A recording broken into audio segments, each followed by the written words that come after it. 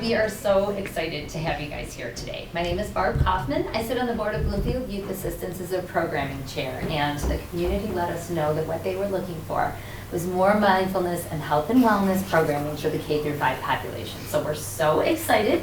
We received a foundation grant, so our thanks to Bloomfield Foundation to be able to provide this programming for the community. So I would like to introduce Jessica Cortez from Bloomfield Child and Family, who's going to take it away from here on encouraging mindfulness. Okay, hello.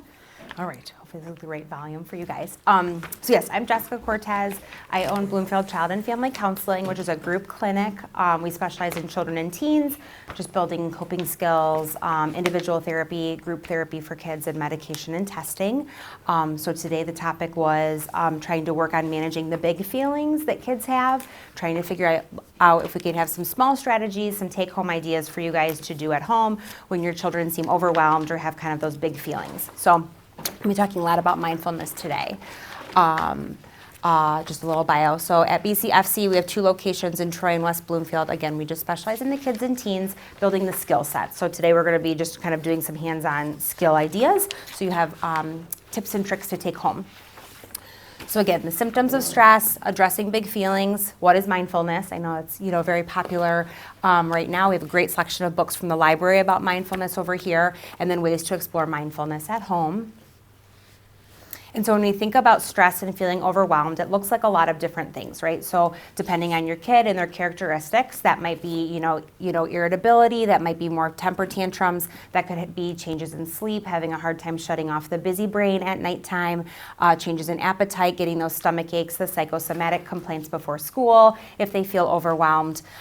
There's also some of those thinking traps that occur when we're stressed, right? We all do them. We'll talk a little bit about them in a minute, but like predicting only negative, or magnifying glass, like we take something small, we blow it up larger than it needed to be. So talking about how sometimes that causes stress if we have these traps in our mind. Obviously symptoms of just sadness, quiet, isolating. So the idea of managing the big feelings, we kind of think of it as like every feeling is really healthy. So we want to validate someone's feeling upset, someone's feeling nervous, someone's feeling angry. Every feeling is super healthy. We just want to feel like we can manage the size of it. So the intensity, the duration isn't as long of a feeling, and the intensity, the magnitude is not as high. So you kind of think of this idea of like boxing in the feeling a little bit better so we can hit the reset and keep going. So the first handout on your colored packet there is the size of a problem. And this is kind of a take-home that we do at our office where people can kind of look at, did the size of the problem match my size of my reaction, small, medium, large? And when we kind of have kids come in, maybe they tried to fill this out as homework and they might say like everything's a large problem. But I try to categorize as small problem is something that's probably going to be able to sort itself out within the hour. So that might just be, my sister didn't take a turn with me when I was trying to, play the video game. We could probably sort that out. That's a small problem. A medium, so if they're trying to check off which sizes, that might be over within a day. So maybe I forgot to turn in my assignment at school, but tomorrow, is the next day. I could try again tomorrow. And then a large problem would be more long-term, like I've cracked my iPad or something like that. So we try to figure out the size of the problem, after you reflect and you think about it, what was the size of your reaction, and we want them to match. So when you look at this kind of as a nice take-home for your kids, as far as what was happening, the size of a problem, how did I react, that size of reaction, right? So a small reaction might be stomping around, going off to my room. A medium reaction might be, I threw the papers, and I cried. A large might be I shoved my brother, or I tried to, slam the door. So trying to gauge and then just say, do the sizes match? And if not, what else could we have done differently to make sure that we match the right size? So again, a big part of this is every feeling is really healthy, and that's okay. We just want to make sure it's manageable, that we can hit the reset and keep going. So the definition of mindfulness, one of the ones that I like, maintaining a moment-by-moment awareness of our thoughts, feelings, the body sensations, surrounding environment through a gentle, nurturing lens.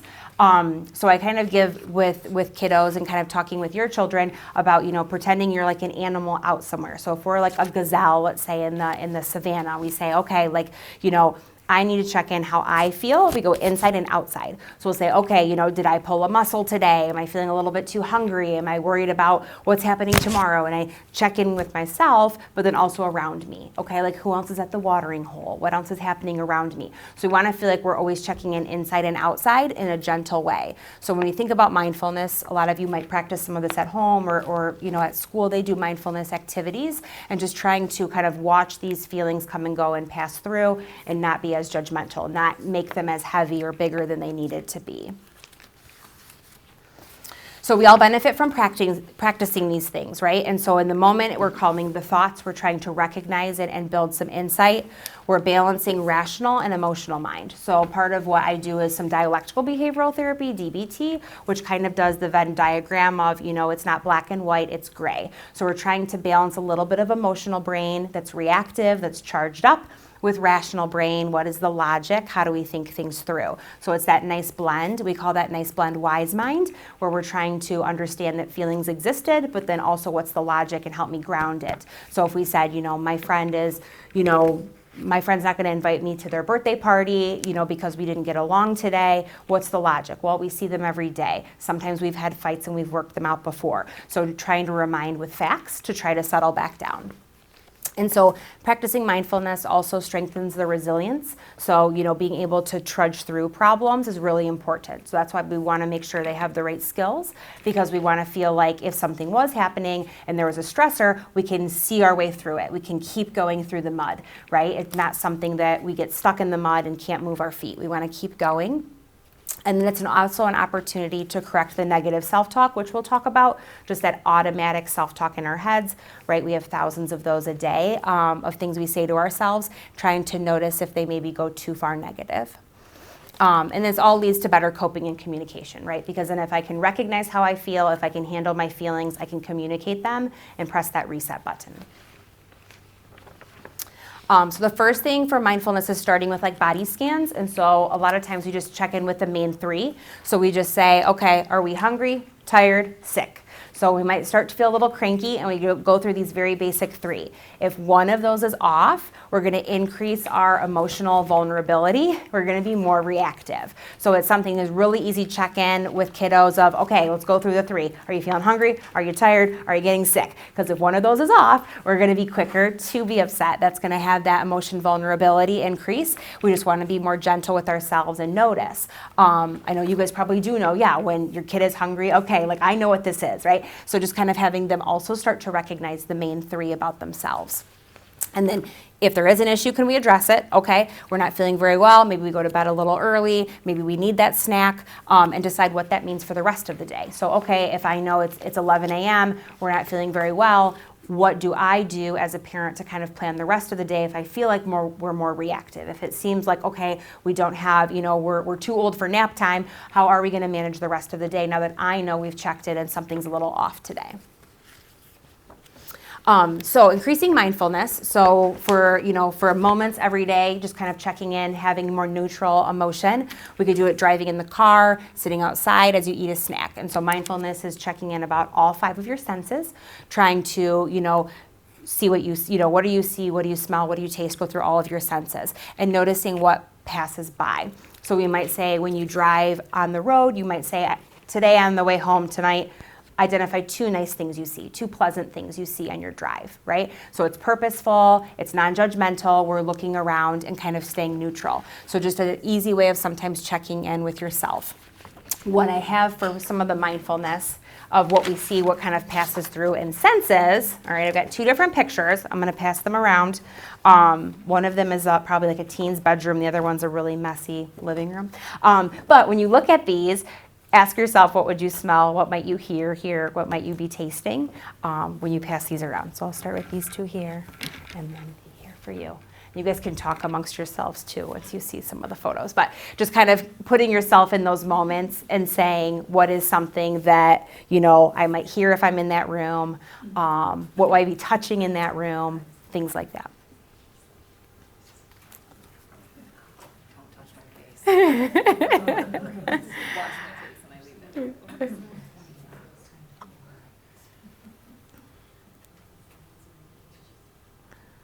Has everyone had a chance? So what were some things from the clean bedroom? What were some things you think you might hear, smell, touch? I was like, it's fresh. Yeah, Clean. yeah. Fabric Maybe there's a softener. candle. Yeah, fabric softener. Right, exactly. Yes. Probably listening. Maybe there's music. Maybe it's totally quiet.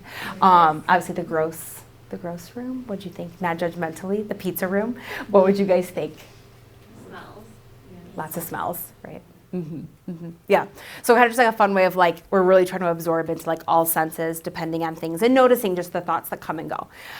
So we want to practice because we increase awareness during neutral times, and then we lead up to distress. So what I mean by that is, when we're practicing mindfulness, 5 minutes a day, 3 minutes a day, every couple days, however you want to do it during a neutral time is really important to build the skills.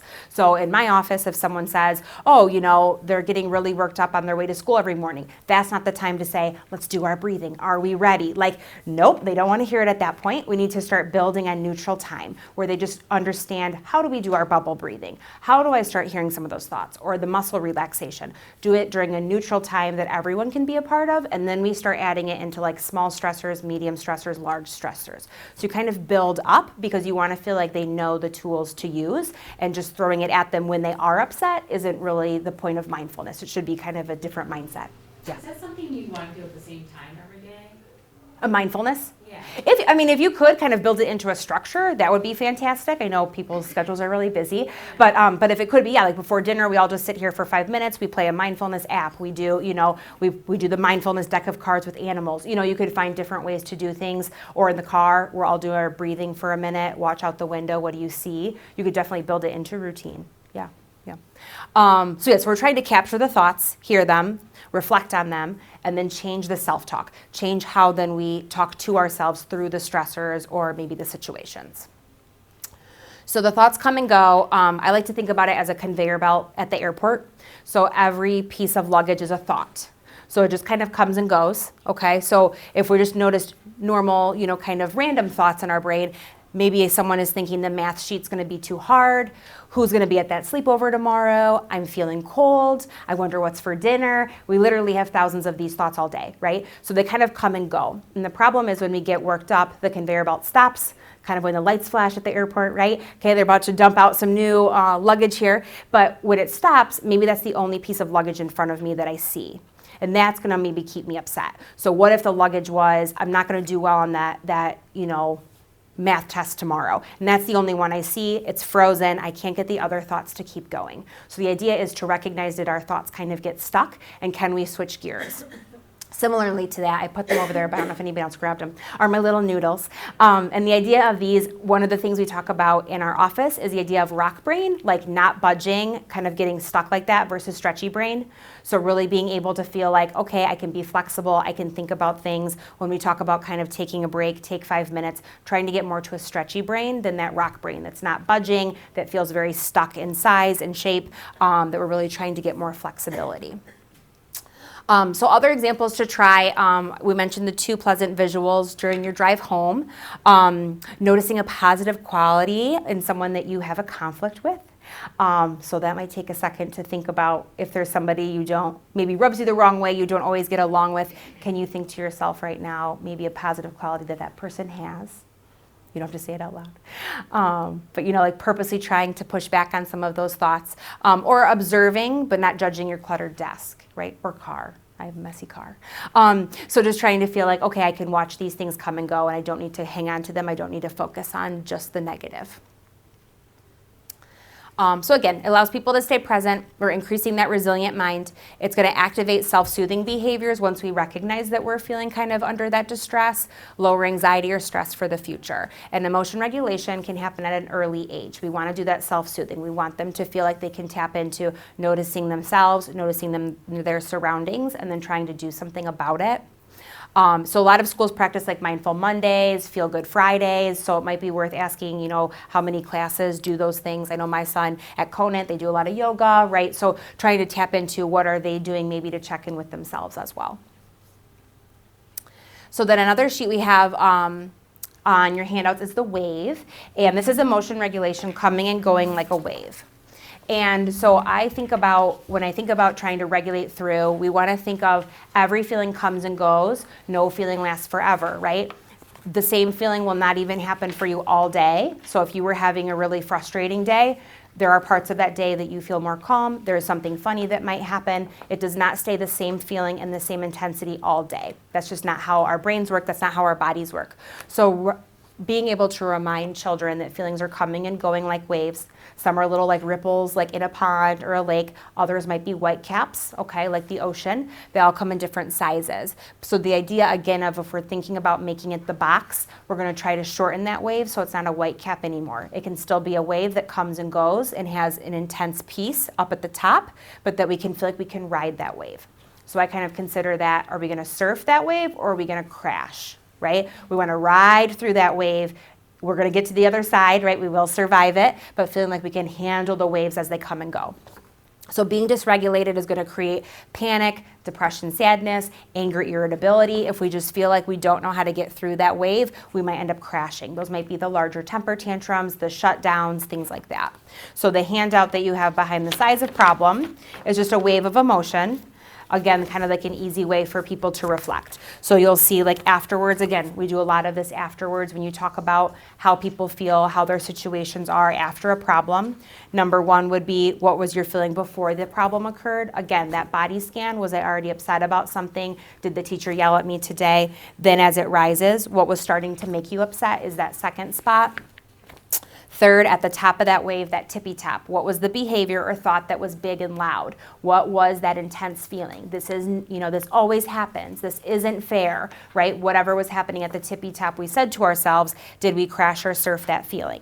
And if we crashed, how could we surf that feeling next time, right? Is it go get mom and dad, ask for a hug? Is that go to my calm down corner in my room? Trying to figure out how we just work through those waves because they all come and go. Same with us at home, right? Again, like you're stressed about something that won't take up your entire day 100% of the time. So how do we get through that? What else can we do to feel like I handled that and I'm ready for the next thing? So another piece of this, I just put up a list of other things to ask after a situation to prompt some of the mindfulness. So you might say, did you hear a thought in your mind? Is what you're saying unfair to yourself? Maybe it was too negative. Like, again, one of the things, the thinking traps I remember, we try to go over with kids so that they remember that when they're upset is, were we mind reading? Like, my friend doesn't like me. You're not in their mind. You don't know that. Maybe you're saying things that are too negative to yourself. Something to ask yourself, does it serve a purpose to help you throughout the day? Is this going to help you all day to keep this in mind, right? To think your friends don't like you, on this Saturday when we're supposed to be going with, with the family to go skiing, this might upset your whole day, and noticing that. Did you notice your body changing as you felt upset? You guys, again, are the third party if they're getting upset and having a reaction at home. You could say, can I share how I saw your body language shift, right? Let me tell you what I noticed after that. Would you think that same thing if a friend had this problem? So again, capturing things they might be too negative, might not be true or might not be fair. Are any of your thoughts positive or are they goal-oriented? Can we look ahead and see something good happening? Or what can we purposely say to ourselves that's more neutral or productive? And I say neutral because that error of like the black and white thinking, sometimes if we go too negative with those big feelings, like, I never have anyone to sit with at lunch. If I go to the opposite, like you have so many people to sit with at lunch, that also might be too extreme and not true. So it's more about this neutral sometimes. So a lot of the situations we try to say, what is the positive way to think about things? But I also want to be leery of that being an extreme as well. So it is about sometimes the neutral. Like, well, you have your two buddies that you sit with, right? So again, just trying to stay in that neutral at times. We don't always have to go too far positive. All right. Questions so far? No? Okay. All right. Okay, so practicing coping skills. So now we kind of have our list. So my cool tools is the first one. These are I have like a little thinking traps characters that I have. And so one of the cool tools sheets that I give people is just kind of a list of some basic calm downs. And we're going to go through some of these today. So the first one is flag it. We're just trying to take out our flag and say, oh, hang on, right? I think maybe we got upset there. Oh, hang on, yesterday you got really nervous about this thing. And we just try to notice it. That's kind of that step one of a cool down is like, can I hear it? Did I realize what was happening? Then we have bubble breathing. We'll talk about a couple different breathing exercises. That self-talk we're talking about, what is it that we're saying to ourselves? Is it positive? Is it negative? Could it be neutral? Imagination creation is kind of tapping into creativity, figuring out, is this like, coloring books, some of those mandala coloring, is it, someone likes to journal, those are good cool down skills. Distraction doer would be maybe listening to music, if you have like a Yodo player or Alexa, trying to tap into something that might distract you, or the energy exert, trying to get the energy out. And so for one of the big managing feelings for the energy out, a lot of times someone who gets upset, they can't just go sit down and close their eyes. Sometimes mindfulness is hard when they're that upset in the moment, and it's more about later to relax. But in that moment, they might have to get their energy out. So I might see some families that tell me, we can't just sit and journal at this point. Like my child just they're so frustrated, they need to get the energy out. And that might be hold a plank, right? We might hold a plank for 30 seconds and just try to exercise and kind of, exert all the muscles out of our hands and our arms and feel that. What does that feel like? Or try some push-ups. So there's still sometimes a need for the energy to get released if you have a kiddo who has those big feelings and gets really worked up. So just kind of like a nice cheat sheet there. So Take 5 is something everybody should be doing, adults should be doing. And the idea is for 5 minutes, if we're reactive, if even you feel triggered by a frustration at home with your kiddo, okay, take 5. It's not a timeout. Nobody's in trouble. It's just 5 minutes to go collect yourselves and not be in the same room. I don't want to see each other. I don't want us to be able to really talk to each other through a door. It's just 5 minutes to separate.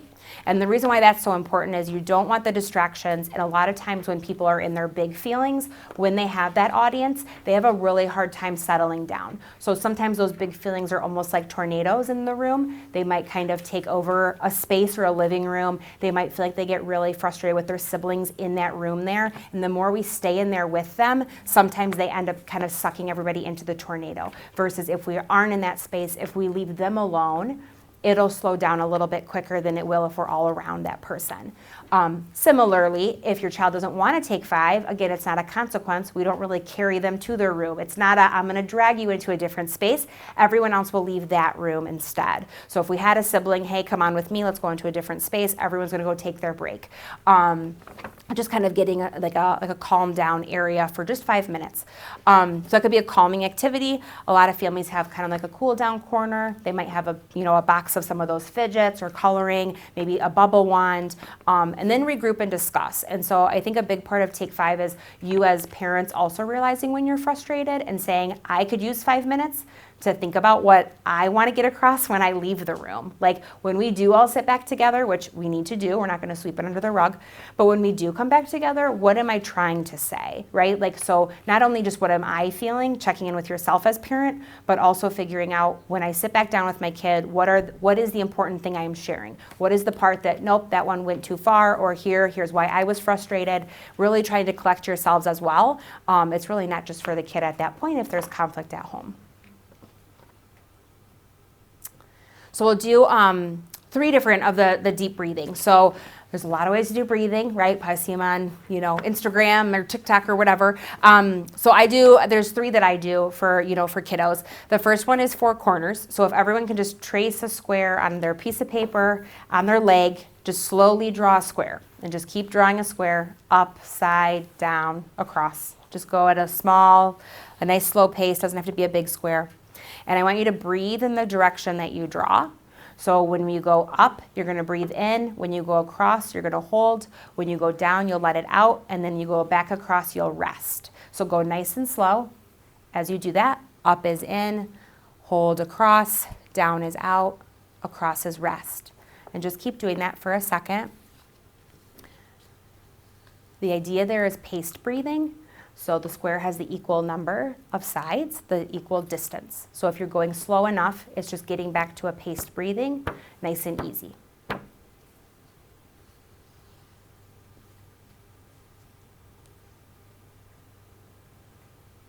Okay. All right, that was pretty simple, pretty basic. Sometimes if I have kiddos who have like test anxiety, I'll say like as they're passing out the test, Just trace it on your desk, trace it on your knee. Just try to get your paced breathing, right? Because if we're anxious, we're probably holding our breath or we're doing shallow breathing. So like especially like if you're just sitting at a desk, that's really easy to do on your knee. So number 2 is the 5 and the 10. This might be for a kiddo who might be hyperventilating, who might be feeling like heart is pounding. Now they might get psychosomatic complaints like headaches or feeling nauseous. So a 5 and 10 is lowering the blood pressure. So you really only do it 3 or 4 times. But what that is, we'll try that in a second, is 5 counts of you breathing in through your nose and 10 counts to blow it out through your mouth. So if I only took 5 in, I don't really have 10 to give. I have about 5 to give. So you'll notice by the time you get to 9 and 10, you're lowering the heart rate and you're lowering your blood pressure because you're blowing out more than you took in. So you could do 5 and 10, rest for a couple seconds, do it again, 5 in, 10 out, rest for a couple seconds. You only need to do that about 3 or 4 times. But go ahead and try that one.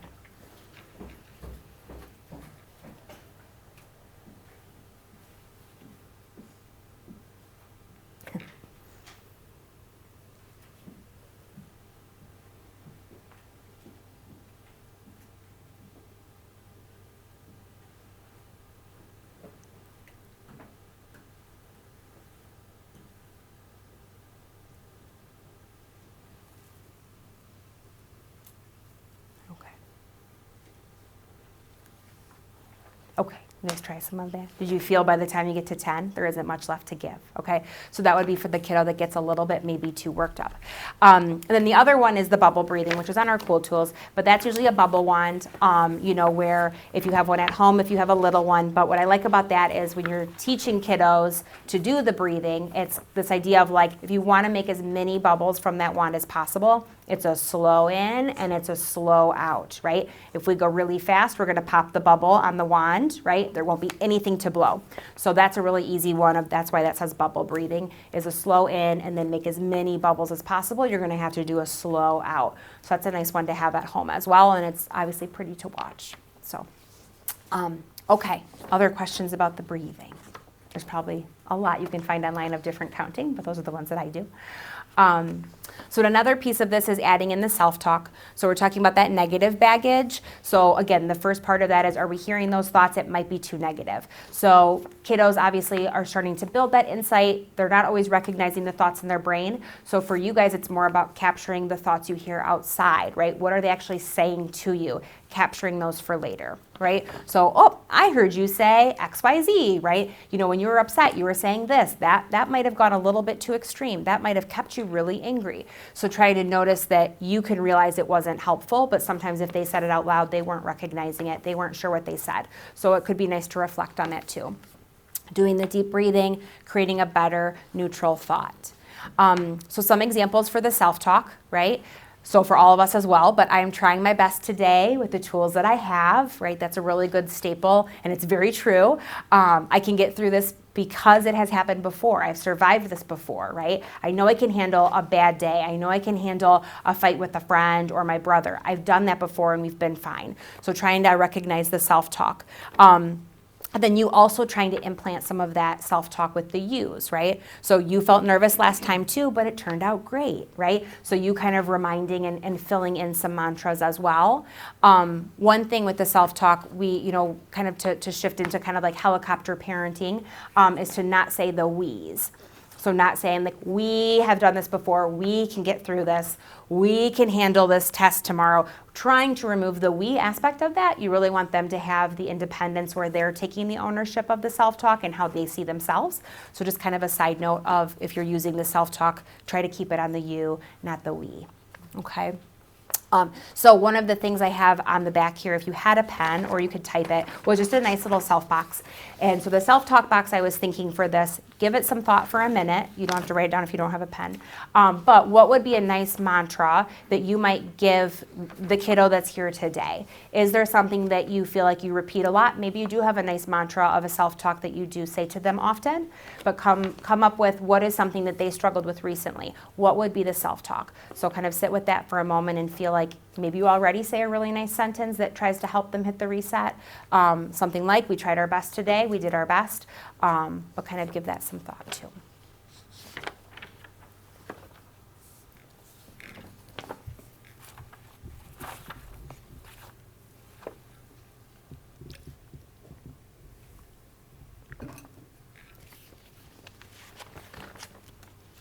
Okay, another way to kind of calm down with the big feelings is progressive muscle relaxation, PMR. And these are kind of the fun ways to exhaust your muscle groups or focus on muscle groups, tightening them, releasing them, and just being able to relax the body. A lot of them, when you find those scripts, they go from head to toe, usually in order. And so the idea is just trying to notice the change, tightening up a muscle, sitting with that, releasing it, and feeling the relaxation. So some of them, might be starting with, your shoulders. You're going to lift them up to your ears. Maybe you do the chicken wings. You tuck in your arms. You squeeze your hands, right? You can, suck in your stomach, tighten your legs, curl your toes. So kind of from a head to toe idea.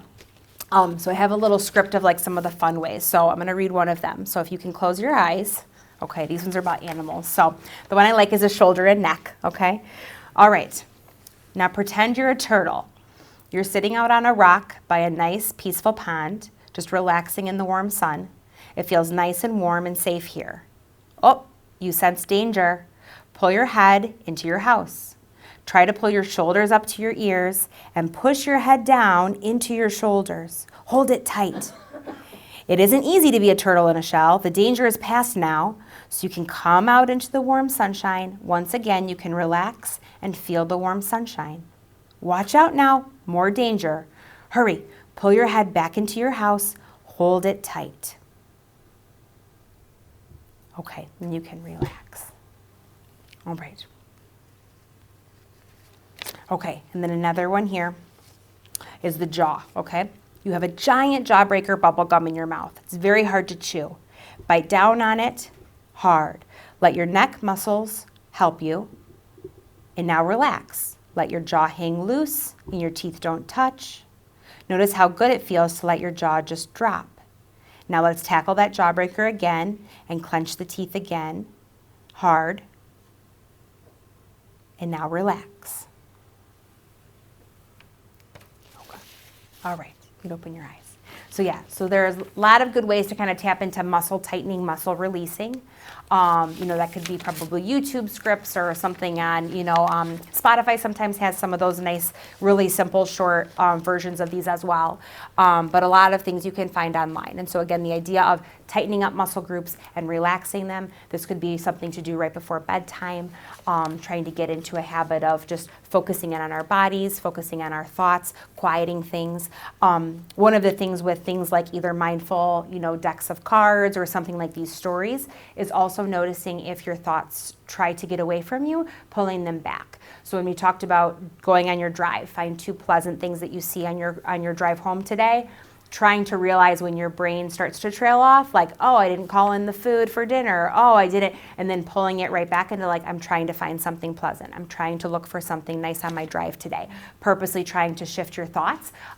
It takes a lot of hard work, especially if you have a busy brain, there's a lot going on, but it's just some of those, just a couple minutes worth of like purposely diving into what's happening in the present, what can I check into, and can I notice those thoughts like that conveyor belt.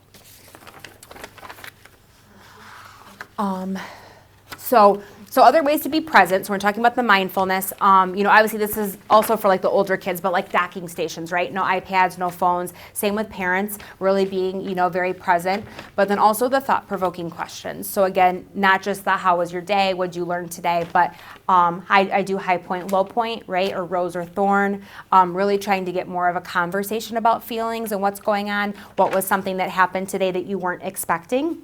That could be a good surprise, bad surprise, but then also practicing mindfulness. So Headspace has like a ninja app that's kind of fun for kids. There's also one, if you Google like Star Wars, has kind of a fun mindfulness activity for apps, and then the Calm Space, right? That Calm app that is a little bit more for adolescents and adults, but I think some of these books that the library had, really tapping into how do we practice it, what are fun ways to do it. For kids, a lot of times it's animal related, so you'll see a lot of those books are like, you're the lion, you're the elephant, right? A lot of times that's a good way. The ones we read today, like with the turtle. So kind of fun ways to check in with how you're feeling. And then if you're still feeling like your child is ruminating most days or focusing on certain negative events, really having a hard time shaking things, or it's impacting academic or social functioning, then maybe it's worth trying to explore more mindfulness journals for the older kiddos, those cards and prompts. And then if you felt like something wasn't managed, then there's always a safe place to talk to people. So that was what I had for us today. Is there any questions about things, other thoughts? Okay. All right. Well, thank you for coming.